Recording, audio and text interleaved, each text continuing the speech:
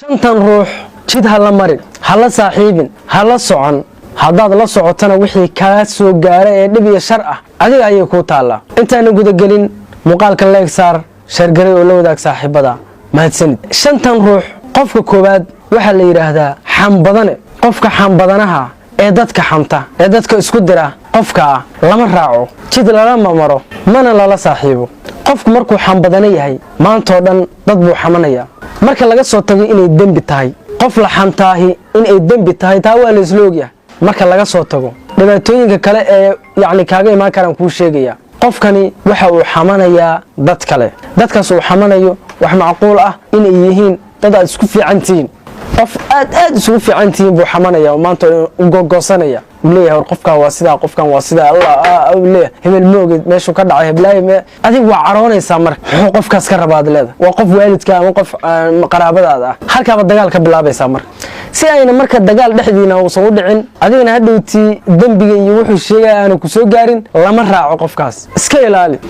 qofka labaad xog beenaalaha qofka la yidhaah xog beenaale lama raaco. qofka xog beenaalaha waa qofka maantoo dhan kuu sheekeynaya, sheeku kuu bilaabaya. sheekada haddii uu kuu bilaabo markaas waagu uu bari hadduu kuu bilaabo waxaa laga yaabaa inuu ilaa maqribkii asku intuu ka dumayo kuu wado. muxuu kuu sheegayaa se mataqaan been cidlaah uu kuu sheegaya oon waxba ka jirin. wuxuu ku leeyahay beri baan inta tegey oo baxay baan waxaan gaaray buu ku leeyahay waddan hebel lacag waxaan helay aan maaragtay inaba caadi ahayn. wuxuu ku leeyahay intaasoo waddan baan soo maray, intaasoo waxbaan soo maaragtay habeeyey. wuxuu ku leeyahay intaasoo xaas baan soo guursaday, intaasoo ilmo. war wax aan jirin xog aan jirin buu inta ku siiyo oo adiga dhan wuxuu kaa dhigay maskaxdaadu caadi ugu dheeldheelaya, wuu ku maamulaya. markaas baad hadba dhinac baad aadaysa adigana leedahay ubnimo waxaad qaadaysaa marka dambe stress caadi aad qaadaysaa. lama raaco qofkaasna xog beenaala waa qofka beenlowga lama raaco. waana ka baranaysaa midda kale si aadan uga baran marka oo dhibaatooyinkiisa aad uga nabad gasho. ha raacin, ha la saaxiibin, jidna ha la marin. waa qofka labaad. qofka saddexaad waxaa la yidhaahdaa dulmi ku-xoogle. dulmi ku-xooglaha lama raaco. dulmi ku-xoogluhu caadi maaha isaguna.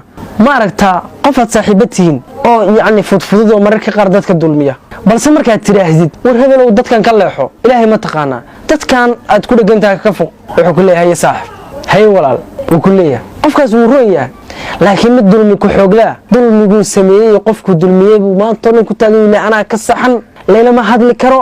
adigii la socday saaxiibka ma qaban kartid. qof buu iska maagayaa anaa ka saxan buu ku leeyahay. saaxiibbaad tihiin waxaa laga yaabaa qofkaas inaadan ka hari karin oo dagaalkaada la gasho. hadhowti adigana waxaa ku soo fuulaya dee xaalkii iyo magtii wixii la galoo dhan adigana qaybaad ka noqonaysaa. waa dulmi ku-xoogle qof aan la cesho karin waayo. qofkaas ha isku raacin, ha isku raacin. haddaad ilaahay taqaan isku raacin, haddii kale wuxuu kugu dhaca adiga ku jirtaa. waa qofka saddexaad. qofka afaraadi waxa weeye xaasid. qofka xaasidka ah lama raaco, halama saaxiibo, jid lalama maro, meel uu jooga waa laga fogaadaa. waa xaasid dee waa jiraan horta dadka xaasid waxaa laga helaa boqolkiiba adiga 3 miya maaqaan baa laga helaa qof aad u xaasisan oo xaasidnimadiisu ay muuqato oo tilmaaman hebel waa xaasid. wadaad isla socotiin, waad rafiiqdeen, safar baad isla gasheen ama waa isla socotiin, hawl baa ku qabsanaysa. markaad daruuri u tahay naftaadu ay ku xiran tahay laga yaabo inaad ku badbaadi lahayd markaasaad ilaada saaxiibo uga caawi arrinkan. isagana waxaas ma yaqaan, wuxuu ku leeyahay iga caawi maxaa tiri ku celi warniyo waxaas aday ku jirtaa magaalka galniyo shaqo yeelo. adiga waa isciil kaambinaysaa. maxayse kuu taree maxoolaan adigu leedahay ninkana iska leh, laakiin waa xaasid adoo baroonaya ka soo tegaysaa ama meesha ku qatalmaysaa oo waxuu kaa caawin karo ayuu maalinkaa maaragtaa uu kaa caawin weynaa wuu kuu diidaa. qofkaas xaasidkaana lama raaco. qof dabacsan raac adeer macaane meeshan waad og tahay qof dabacsan raac. qofka shanaada kuu soo haray. qofka shanaad waxa weeye xadaayga. qofka la yidhaha xadaayga ama tuugga lama raaco. qofka qaadqaadka yaqaan ee bahasha aad wuxuu arkay il dambe aanay arag qofkaasna lama raaco, waa la iska ilaaliyaa. haddaba waa dignin oo ku sheegaya haddaad og tahay inuu ninkaas tuugyo dadka uu xado ha raacin, ha la saaxiibin, jid ha la marin. waa kuu sheegay maxaa yeelay horta qofkana waxa uu aabayeeyaa ma laha. adiga hadduu il kaa arko maruu taleefonka kaa siibto dhag kaa qaato, lacag yaroo kugu jirta kaa qaato, hadiyadii hore lagu keenay kaala baxo ma ogi waa saaxiibka kula socdaa ama jidkaas baad rafiiq ku tihiin waa wada socotaan. qof buu jeebsiibe haye qofkii baa soo raacdaystay adiguna waad la socotaa. maxaa ku soo gaari kara wixii isaga ku dhaca adigana kugu dhacayo. maxaa yeele waxaad tahay qofkii u kaalmeynayay. shantaas qofood magaalada way ku badan yihiin, waa joogaan, waa sax. dad badanaa markay raacaan ku qatalma balse haddaadan raacinba waad ka badbaadaysaa.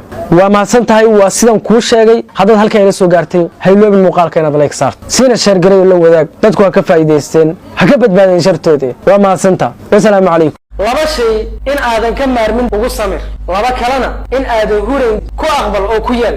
haddaba maxay kala yihiin afartan shay? intaanan muuqaalka gudagelin fadlan muuqaalka like saar. waa mahadsantaha, siina sheer garay. waxaan ku yidhi laba shay in aadan ka maarmin ugu samir. labadaas shay waxa weeye dumarkaaga iyo awlaadaada. kama maarantid ugu samir.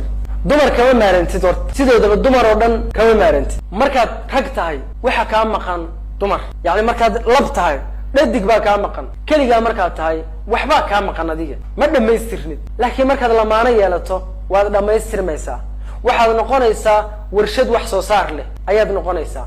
laakiin keligaa haddaad tahay waxbaa kaa maqan. dumarka sidoodaba lagama maarmo oo raggu kama maarmaan, iyaguna ragga kama maarmaan. waa wax aan kala maarmin. sidaa aawadeed u samir. dhibaatooyin badan ayaa dumarka lagala kulmaa oo raggu ay kala kulmaan, dhaqan ahaan, dabeecad ahaan.